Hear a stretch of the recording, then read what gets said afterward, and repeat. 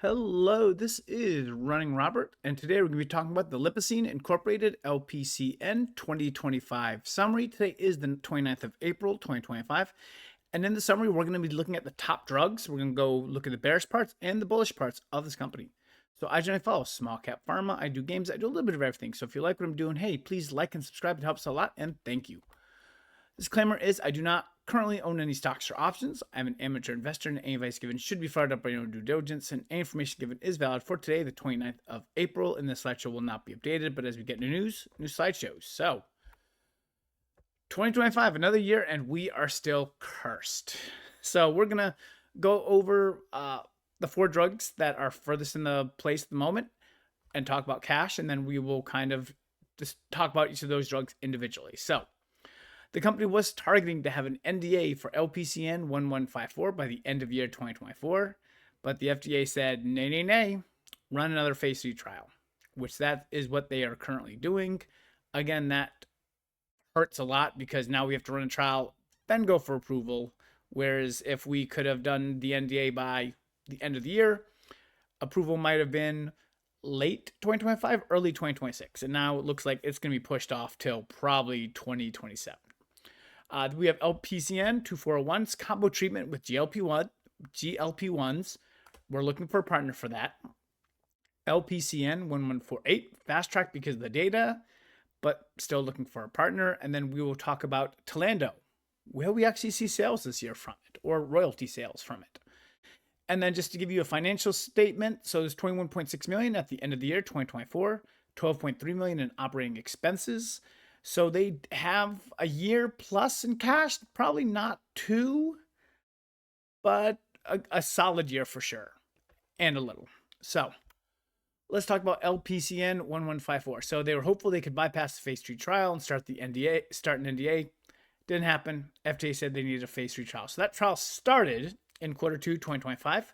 We expect the data to come out quarter 2, 2026. The company should have the data before needing cash. That's very important to what we're looking for. And the drug seems superior with data and safety to zuranolone. That is the drug that is out by Biogen and Sage. However, that drug has not been doing very well, a little under 23 million in all of 2024. So the drug, zuranolone is the only other PPD drug on the market. So if it can be superior to it, it can take a lot of those sales. So that is kind of what we're looking for, but we need to really see sales going up for it to really make a case that this is something that is worthwhile.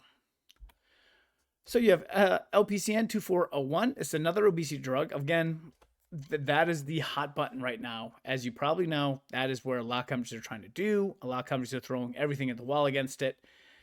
But this, again, uses a different mechanism than the GLP-1s. I will probably not recommend a GLP-1 company just because you already have two major monsters in the marketplace.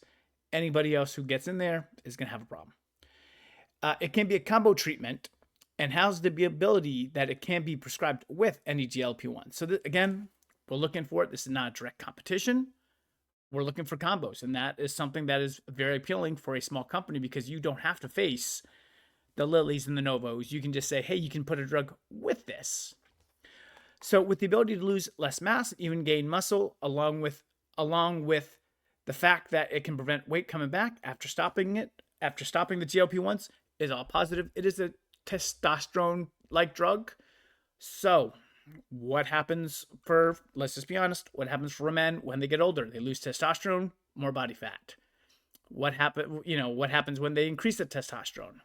Lose body fat, gain muscle mass. So it makes sense perfectly why this drug would work. And that's why I definitely think it will be another, when it does go into the next stage of trials, it's going to be positive because it makes sense. And then LPCN 1148. We're not going to talk a huge amount about this one. It was fast-tracked at the end of 2024. The company completed like a phase 2 study, I think it was in 2022 or 2023, but the FDA, again, required a large phase 3 study, and the company just has not been able to fund and has not found a partner for it, so it sits on the shelf. This is probably the most frustrating drug because I don't know why they cannot find a partner for it. Now we have fast track. Like the drug phase 2 results were really good. So what's going on behind the scenes. And that is just something we're not sure about. Tlando, okay. So the history of it. The company got approval, positive. Company found a partner, very positive. Then the partner was bought by somebody else, and I think it was Atreides or something like that. That bought them. And then like Halo stepped in, bought them there, and at that point, because this is what all CEOs do in pharma, is any previous deals they make sure to scrap. And I don't know what that is. We could probably do a whole video on that, but so they stopped it. So again, it just kind of sat for a bit, and then we found another partner, and now we wait. We will have to see if sales can pick up in 2025.